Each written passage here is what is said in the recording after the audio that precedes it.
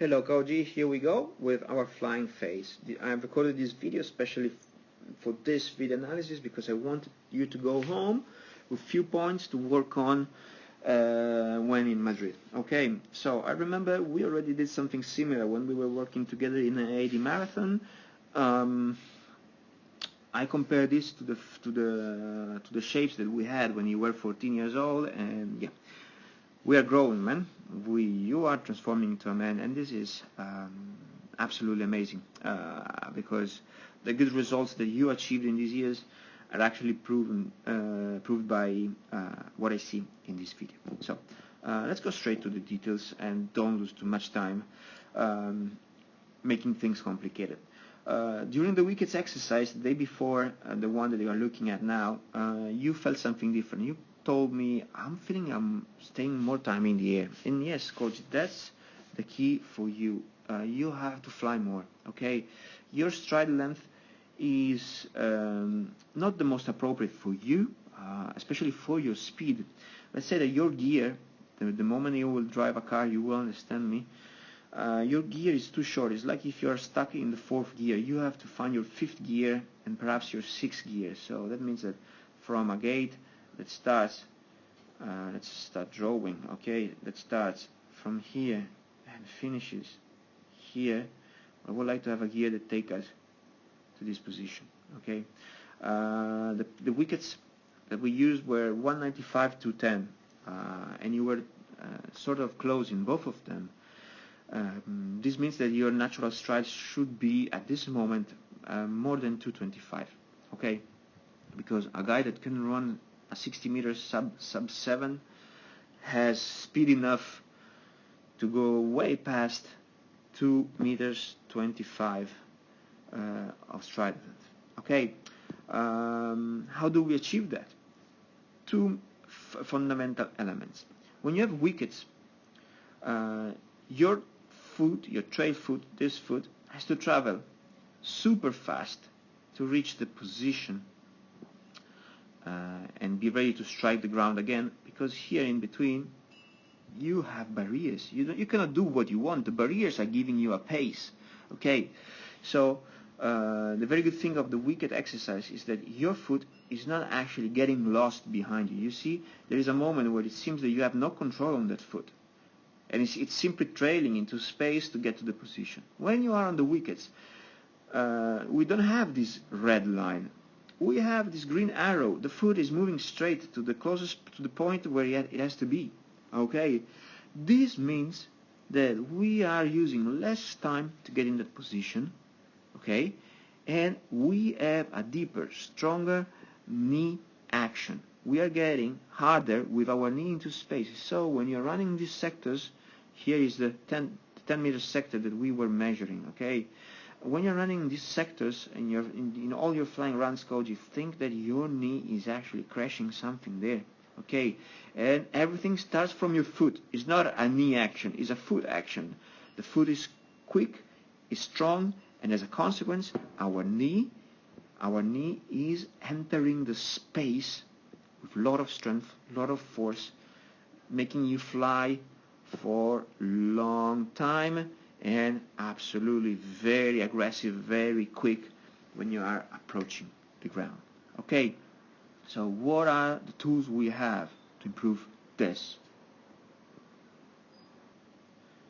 The key component to improve flying runs stands behind elastic strength. Well, we have worked with our plyometric drills. So, Koji, you have to be stronger, first of all. I mean stronger, the pure sense of the word strength. Okay, it means squatting, deadlifting, but using that augmented strength that you will have to improve your plyometric characteristics. Okay, we want to be very springy and bouncy on the ground, and to do that is a combination of pure strength and elastic strength. Okay, so it's very important to be stronger, to work on the gym, as well as to do properly all those drills that we did with the little hurdles, the jumps, the bounce, everything we've done together to improve our reaction to the ground. Okay, because remember, the ground is your friend. Another thing, looking at this arrows that I designed, and that can help you to understand what you actually have to do to improve your running style when you are flying, besides augmenting strength and stiffness for a better plyometric response. It's actually what you have to think during the flying run. It looks to me that sometimes you're thinking too much of, I have to move strong in this direction. And it's funny that we have this blue, the division between the light blue and dark blue actually falling on your hips. And we can use that line as a reference. When you're running flying phases, Koji, the most important thing to think is not to move ahead in space, is to bounce, bounce, bounce, and bounce, bounce, bounce, bounce, bounce, bounce. So let me draw more arrows, bounce and bounce. So basically to stay above this line. Your hips has to stay up there all the time. Don't go up, don't go down. And I have to say that you are already doing it somehow. Let's say that now the game is to stay even higher. Okay?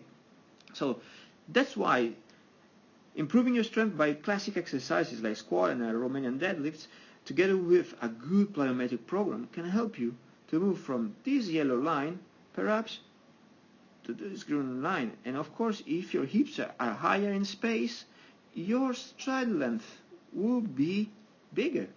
And there we go. So you see how many elements we can work on. The augmenting your strength doesn't mean being bulky and transform yourself into a bodybuilder. Just have more strength to do better with your plyometric skills that are already there in you, are natural, and you do well. Okay, so this is the main idea. Okay, just try to stay higher, try to stay lighter, hit the space with the knee. Okay, with the knee, we don't want to just simply have the knee moving into space. We want actually to be big, to be strong with that knee, starting from that foot that is leaving the ground and letting you move throughout space. Okay, so to run fast, Koji, is not only about running. Okay, there are many other details, and you notice in the program of the camp, we've been running probably half of the time, and the other half we have been doing drills, exercises to improve our overall running styles, in acceleration, drive, flying phase. So, Cody, you know now that I'm here in Spain, whenever you need, just ring me, write me an email, write me a message. You are free to come over and visit me here in the south whenever you want, because I really want to help you out and make you feel that you are still growing, still getting stronger, and there is a long way, still a long way in front of you. As we said together, don't think all about short sprints, think about everything, think about everything that goes from 100 to 400s, and even the 800 if you want.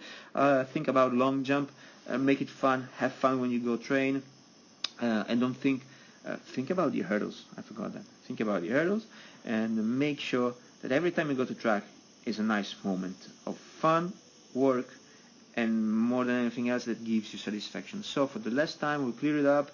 I design again this yellow line falling right onto the division between blue and light blue. We go again, and at 1/8 of speed, so the foot coming to you quicker, linear, that stride length that we want to improve technically should be longer the moment that we have hips moving on top of that yellow line. Use your arms, Koji, fundamental. We were talking about arms and how useful they are when we are running flying phases, and that's it. So again, 3-point. Let's go. Quick recall of the foot, knee getting into the space, hips nice and high, and attack the ground with intention. Okay. Any question you have, Koji, please write me. I'm here waiting for you. I send you a big hug to you and all the team up there, all the guys that I know in marathon, and more than anything else, you know that I'm here. Okay.